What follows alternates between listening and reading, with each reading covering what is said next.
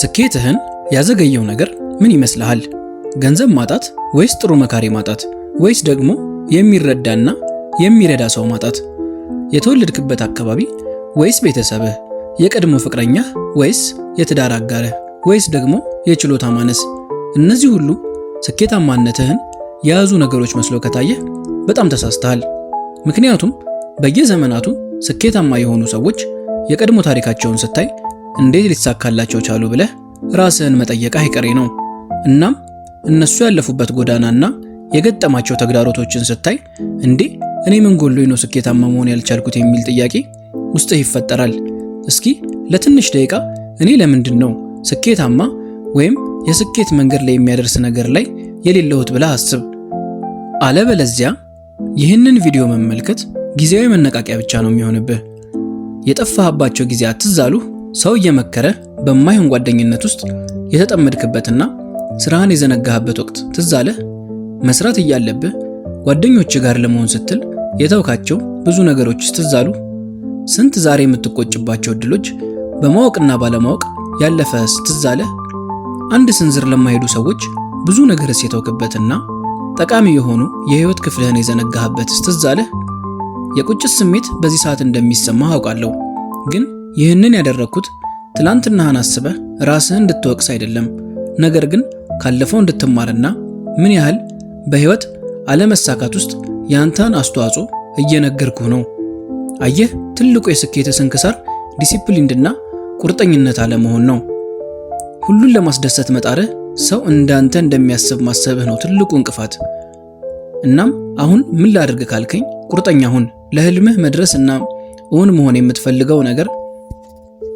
አየህ፣ ትልቁ የስኬት ስንክሳር ዲሲፕሊንድና ቁርጠኛ አለመሆንህ ነው። ሁሉን ለማስደሰት መጣርህ፣ ሰው እንዳንተ እንደሚያስብ ማሰብህ ነው ትልቁ እንቅፋት ለህይወትህ። እናም አሁን ምን ላድርግ ካልከኝ ቁርጠኛ ሁን። ለህልምህ እና መድረስ ወይም መሆን ለምትፈልገው ነገር የሚያስከፍለውን ሰዓት፣ የአእምሮ ዝግጅት፣ ያስተሳሰብ ለውጥም ሆነ ሌላም ነገር ዋጋ ክፈል። ለቅድህ ታማኝ ሁን። ፈጣሪህን አብዝተህ ፍራ። ሰውን አክብር። ከዚያ ውጪ ራስህን በስራ ጥመድ። የማይሆንና የማያሳድግ ጓደኛ ተው። እንዳንተ ለህይወቱ የማይሯሯጥ ጓደኛ ገደል ይዞ ስለሚገባ አንተ እንደ ብረት ቢላ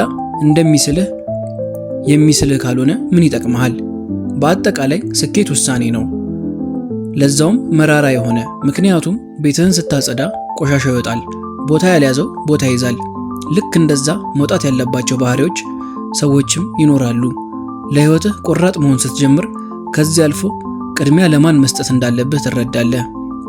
እነዚህን 10 መርሆች ስትተገብር ስኬትህ እጅግ በጣም ቅርብ ይሆናል። የመጀመሪያው መርህ ፍላጎት ወይም ዲዛይር። የመጀመሪያው የስኬት መርህ ፍላጎት ነው። ከልብ የመነጨ ፍላጎት። ፍላጎታችንን እንደ ዘር ልናየው እንችላለን። ፍሬ እንደሚያፈራ አምነን የምንዘራው ዘር። ነገር ግን ዛሬ ዘርተነው ዛሬውኑ ፍሬ የሚሰጠን ተክል የለም። ፍላጎታችንም ልክ እንደ በቆሎ ወይም ማንኛውም ዘር ዛሬ ተዘርቶ በቂ ውሃ፣ በቂ ፀሐይ፣ በቂ እንክብካቤ ካገኘ በኋላ በጊዜው የሚያሽት ነው። የምንፈልገውን ነገር ጥርት ባለ መልኩ ማወቁ ይጠቅመናል። ለመረጥነው ነገር ምን ያህል ፍላጎት እንዳለን ለማወቅ የምናደርጋቸውን ነገሮች መቃኘት ያስፈልገናል። ከምንም በላይ በውስጣችን ያለው የትዕግስት መጠን ፍላጎታችን ምን ያህል እንደሆነ ያስረዳናል። ለምሳሌ ሰዓሊነት ፍላጎት የሆነ ሰው ባይከፈለውም እንኳን ስዕል መሳሉን አያቆምም። ለዓላማ ብለን የመረጥነው ነገር በቀላሉ ሊገደብ የማይችል ፍላጎት ሊኖረን ይገባል። ጥልቅ የሆነ ፍላጎት ማለት ወደ ኋላ እንዳናፈገፍግ የመመለሻውን ድልድይ እንደማቃጠል ያህል ነው። መርህ 2 እምነት ወይም ፌዝ።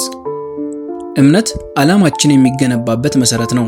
የምንፈልገው ነገር ምንም ይሁን ምን እምነት ከሌለን ነዳጅ የሌለው መኪናን ለመንዳት እንደመሞከር ይሆንብናል። ደግነቱ እምነት በመጀመሪያ ባይኖረንም በሂደት ልንገነባው የምንችለው ጥበብ ነው። ለአእምሮአችን ቀና የሆኑ ነገሮችን በመመዝገብ እምነትን በሂደት ማዳበር ይቻላል። የምንፈልገውን ነገር ለማግኘት እምነት እጅግ ወሳኝ ነገር መሆኑን መዘንጋት የለብንም። ማርቲን ሉተር ኪንግ ስለ እምነት ደስ የሚል አባባል አለው። እምነት ማለት ሙሉውን ደረጃ እስከየት እንደሚያደርሰን ባናውቅም እንኳን የመጀመሪያውን ደረጃ የመውጣት ነው ይላል። መርህ 3 ራስን ማሳመን ወይም አውቶ ሰጀሽን። አእምሯችን እውነት ነው ብሎ የሚቀበለውን ነገር ደጋግመን የምንመግበውን ነው። እዚህ ላይ ይህንን በደንብ የሚያስረዳ አንድ ታሪክ ትዝ አለኝ። ታሪኩም እንዲህ ነው። 2 ውሾች የነበሩት አንድ ሰው ነበር። አዘውትሮ እነዚህን ውሾች አደባባይ እየወሰደ እንዲደባደቡ ያደርግ ነበር። ታዲያ ተመልካቾቹ የትኛው ውሻ በዕለቱ እንደሚያሸንፍ ሲጠይቁት በደንብ የሚመገበው ውሻ ነው ሲል መለሰላቸው። ሁላችንም ውስጥ 2 ውሾች አሉ። የመልካምና የክፋት፣ የልማትና የጥፋት፣ የእውቀትና የድንቁርና፣ የውድቀትና የድል ውሾች።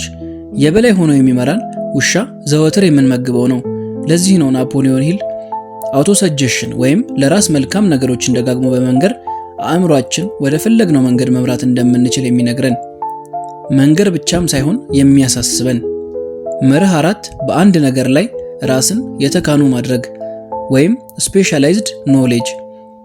ልንሰማራበት በመረጥነው ወይም ፍላጎት ባለን ሙያ ላይ የተሰማሩ ሰዎችን በመተዋወቅና ቅርርብ በመፍጠር የሚገኝ ነገር ነው። ጊዜያችንን የምናሳልፈው ከነማን ጋር ነው? የምናውቃቸው ሰዎች ወይም ጓደኞቻችን ለምንፈልገው ሙያ የሚያግዙን ናቸው።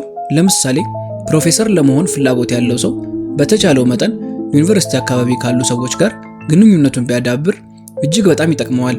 ተዋናይ መሆን የሚፈልግ ሰው ራሱን ከቲያትር መድረክ አካባቢ ማራቅ የለበትም። ሁላችንም የምንማረው ቀድሞ ካወቁት ነውና የምንፈልገውን ነገር በቅጡ የሚያውቁ ሰዎችን ማወቁ በጣም ይጠቅመናል። መርህ 5 ነገሮችን በህሊናችን መሳል ወይም ኢማጂኔሽን። ሁሉም ነገር ሐሳብ ነበር። ምንም ነገር እውን ሆኖ ከማየታችን በፊት በአንድ ሰው አእምሮ ውስጥ የተጠነሰሰ ሐሳብ ነበር። የምንፈልገውን ነገር እውን ሆኖ ከማየታችን በፊት በህሊናችን መሳል ትልቁ የስኬት ሚስጥር እንደሆነ ብዙዎች የተስማሙበት ነው። ዓላማችን ቁልጭ ብሎ በህሊናችን ከታየን ለጉዟችን ትልቁ ልብት አገኘን ማለት ነው። ምክንያቱም የጊዜ ጉዳይ ነው እንጂ እንደሚሳካ አእምሯችን እየነገረን ነው። መርህ 6 እቅድ ማውጣት ወይም ኦርጋናይዝድ ፕላኒንግ። እቅድ ማውጣት ጊዜን በአግባቡ እንድንጠቀም ከማድረጉም በላይ በአንድ ጊዜ አንድ ደረጃ እየወጣን ጉዟችን አድካሚ እንዳይሆን ያደርግልናል። እቅድ ስናወጣ ነገሮች ሳይደራረቡብን ቀስ በቀስ ወደ ግባችን እንደርሳለን። እቅድ ስናወጣ ግን ራሳችንን በሚያጨናንቅና ካልፈጸምነው የጥፋተኝነት ስሜት እንዲሰማን በሚያደርግ ሁኔታ ሳይሆን ከጊዜያችን፣ ከባህሪያችን እንዲሁም ከማንነታችን ጋር የሚስማማ እቅድ ነው ማውጣት ያለብን። ምክንያቱም ሌላው ያቀደበት መንገድ ለኛ ላይስማማና ከግባችን ላይ ያደርሰን ስለሚችል ነው። መርህ 7 ውሳኔ ወይም ዲሲዥን። የሰው ልጅ ውድቀት አንደኛው መንስኤ የውሳኔ ማጣት ነው። አንድ ሰው ምንም ያህል እምቅ እውቀት ቢኖረውም ምንም ያህል የሚያስደንቅ ሀሳቦችን ማመንጨት ቢችልም ውሳኔ መወሰን ካልቻለ ግን አቅሙ ሁሉ ከውስጡ አይወጣም። ውሳኔ በማጣት የተነሳ ብዙ ሙዚቃዎች ሳይሰሙ፣ ብዙ መጽሐፎች ሳይጻፉ፣ ብዙ ግኝቶች ሳይገኙ ወደ መቃብር ይወርዳሉ። በሁላችንም ውስጥ ለኛ ብቻ የተሰጠ ስጦታ አለ።